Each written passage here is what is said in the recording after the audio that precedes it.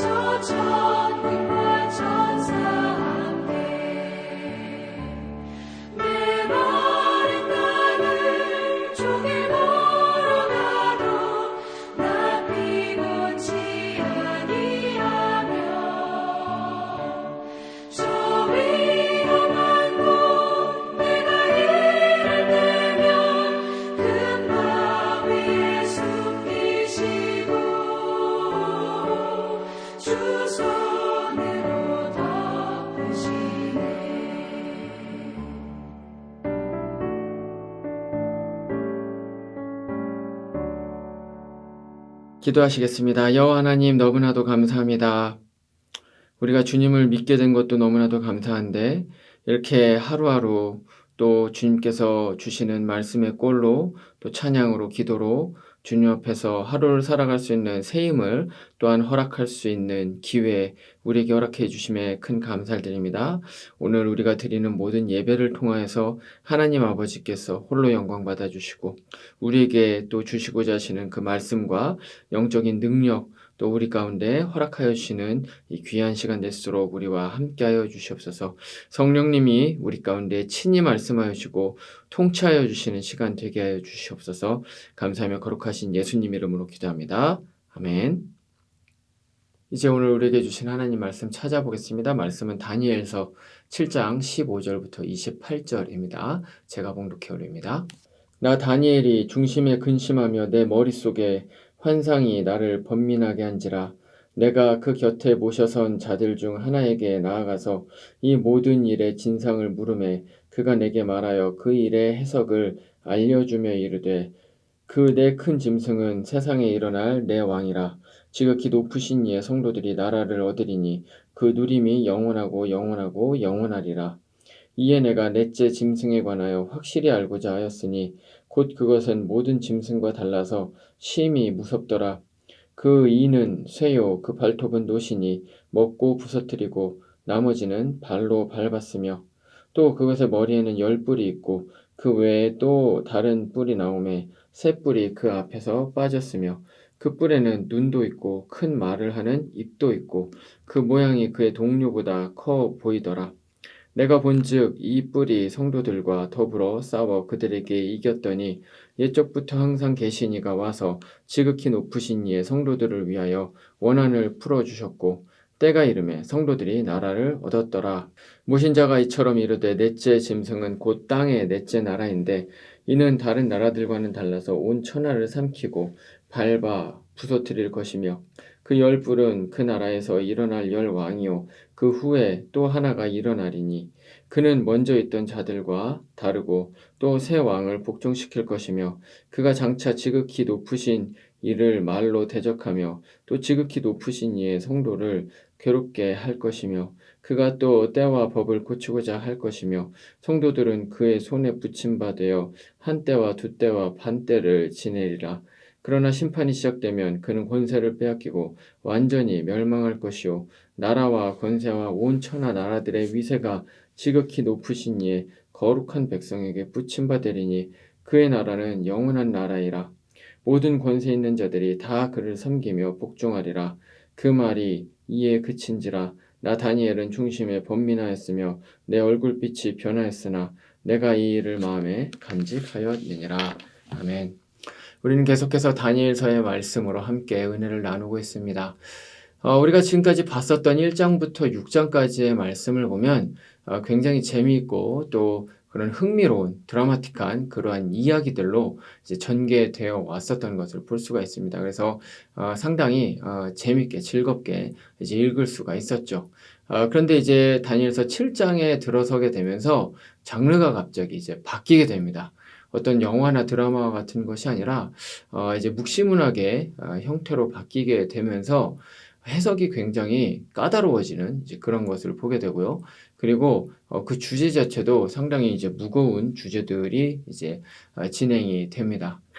하지만 많은 학자들은 이 7장이야말로 이 다니엘서가 존재하는 이유다라고 이제 이렇게 할 정도로 7장이 사실은 다니엘서에서 가장 중요한 위치를 차지하고 있다라고 그렇게 말을 합니다.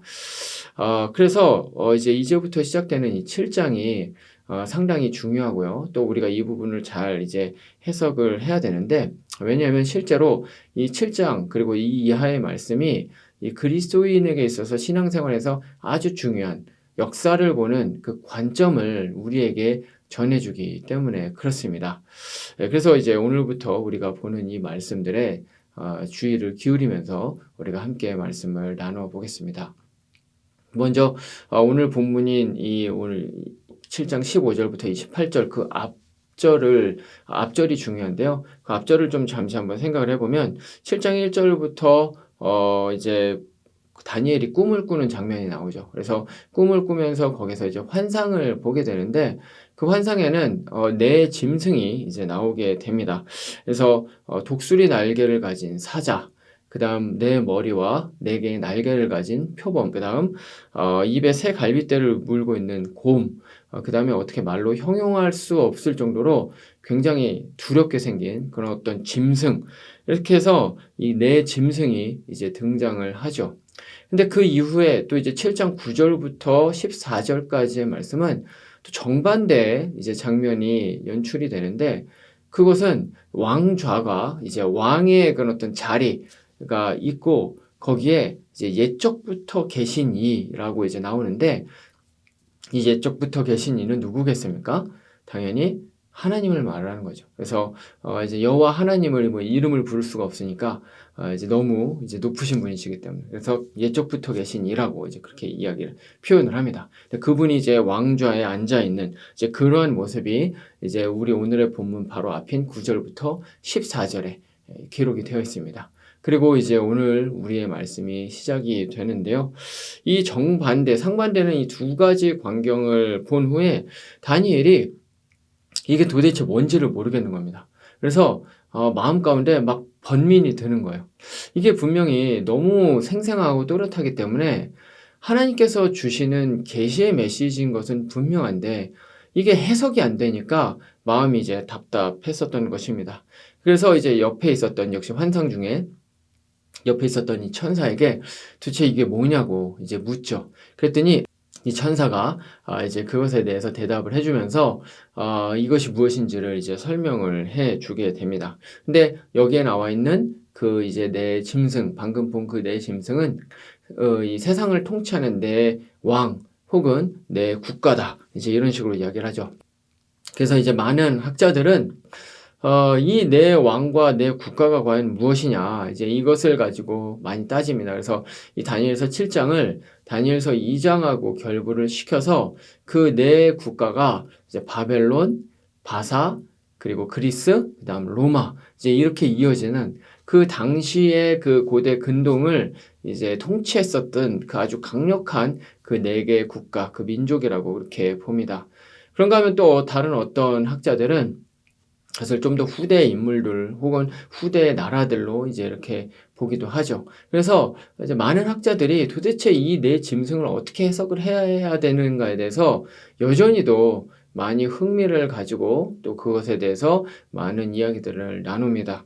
근데 물론 오늘 말씀에 기록되어 있는 이 네 그 짐승이 정확하게 무엇을 의미하는가, 어떤 왕인가, 어떤 특정한 인물인가, 어떤 나라인가, 어떤 세력인가, 이제 이런 것들을 뭐 아는 것도 흥미롭고 또 중요할 수도 있지만, 사실은 하나님께서 이 환상을 다니엘에게 주신 이유는 사실 훨씬 더 중요하고 핵심적인 그런 메시지를 주시기 위함이었습니다. 그럼 그것이 무엇일까? 바로 역사의 주관자는 여호와 하나님이시라는 거죠. 다시 말하면 이 네 짐승을 보여주신 이유는 내 짐승이 누구냐를 맞춰서 장차 어떤 일이 일어날 것인가에 대한 그 문제를 가지고 싸우라는 그런 의미가 아니라, 사실은 훨씬 더 중요하게 그 위에 계신 여호와 하나님 아버지를 바라보라는 그러한 의미에서 이 환상을 보여주셨다는 것입니다. 이미 말씀을 드렸던 것처럼 이 네 짐승은 굉장히 두려운 그러한 무서운 그러한 존재들이었습니다. 그래서 당시 가장 포악하고 또 강력하다고 생각이 들었었던 이 짐승들인 사자, 표범, 곰, 그리고 어떻게 생긴지 말로 표현을 할 수 없을 정도로 굉장히 이제 두렵게 생긴 그러한 가장 강력하게 보이는 그런 짐승 해서 이 네 짐승들이 이제 존재를 하죠. 다니엘도 아마 이것을 보면서 굉장히 아마 무서웠을 것 같습니다. 그냥 우리가 생각을 해봐도 이 네 짐승이 만약에 내 앞에서 정말 있다고 생각을 한번 해보시기 바랍니다. 정말 소름이 돋고 두려워서 아마 소리를 지르든지 도망을 가든지 아마 하게 되었을 것 같습니다. 다니엘도 역시 다르지 않았을 것이라는 것이죠. 근데 정말로 맞습니다.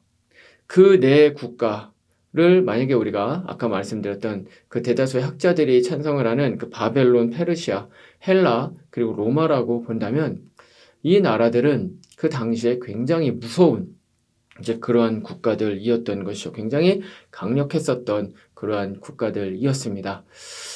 그런데 과거에 어떤 이제 세계관이 있었냐면 어떤 그 고대 근동에서 두 나라가 이제 전쟁을 이게 하게 된다면 이것은 단순히 그 국가 간 혹은 민족 간의 전쟁이 아니라 그들이 섬기는 신들의 싸움이다라고 이제 그런 세계관을 가지고 있었습니다. 그렇기 때문에 어떤 한 민족이 다른 민족을 침입을 해서 정복을 하게 되면 그것은 다시 말하면 이 침입하고 정복한 민족의 신이 이 침략을 당한 그리고 정복을 당한 신보다 더 힘이 세고 강력하기 때문에 이제 그런 일이 일어났다는 그런 신적인 어떤 관념을 가지고 있었다는 것이죠. 자, 그런데 중요한 것은 이것입니다.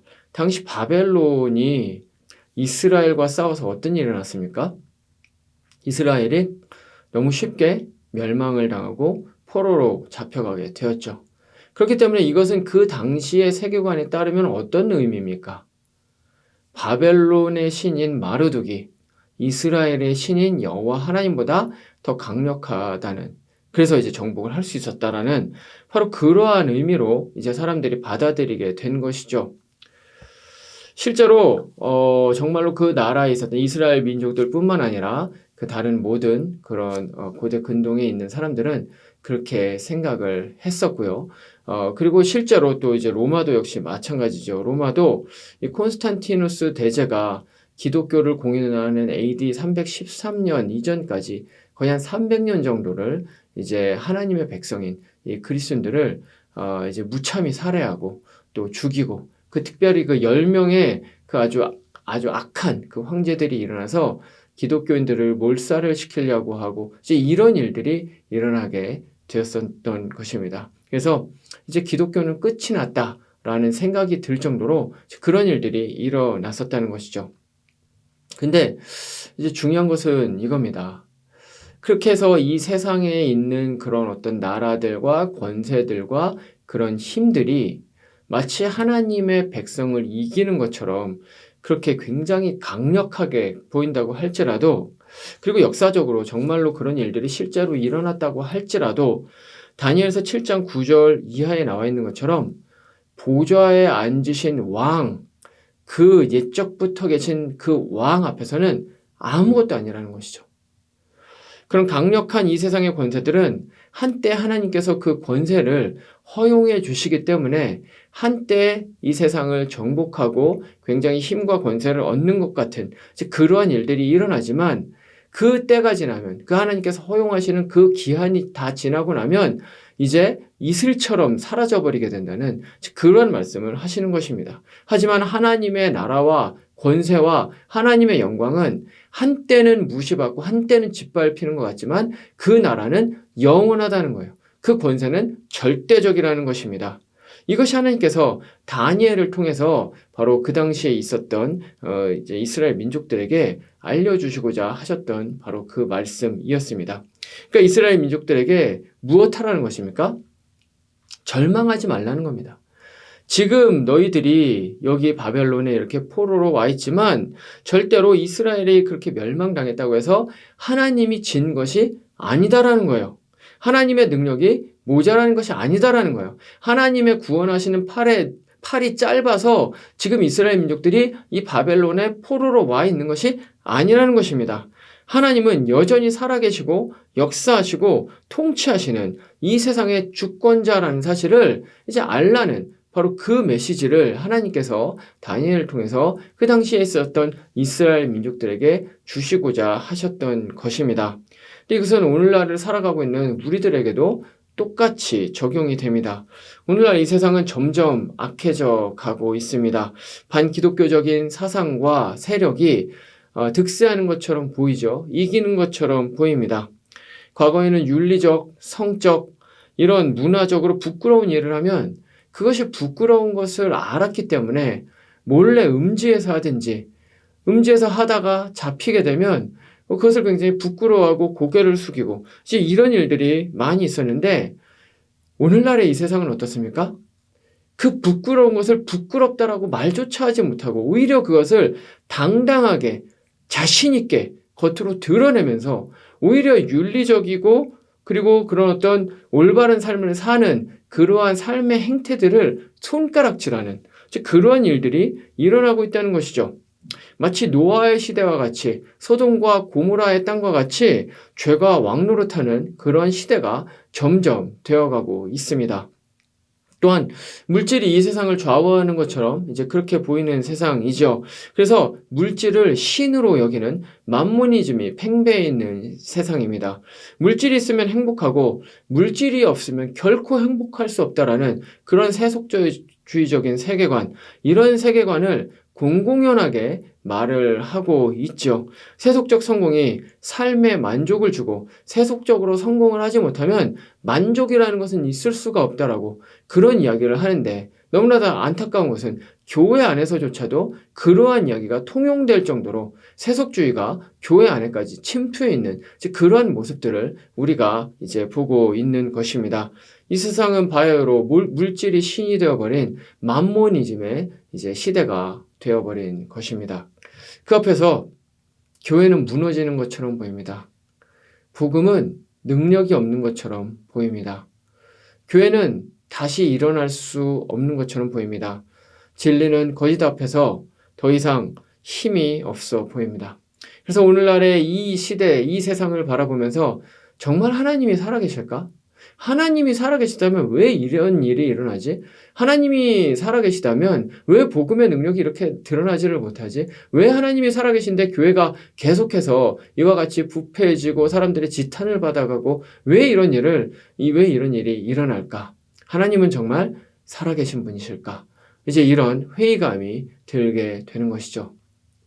하지만 그럼에도 불구하고 우리는 기억해야 합니다. 오늘 말씀에서 나온 것처럼 이 사단 마귀의 세력, 이 악의 세력이 한때나마 이 세상을 지배하는 것처럼, 그리고 이 세상의 성도들을 짓밟고 이기는 것처럼, 교회에게 승리를 하는 것처럼 이제 그렇게 보이기도 하지만, 그러나 그 힘과 권세는 잠깐뿐이라는 것이죠.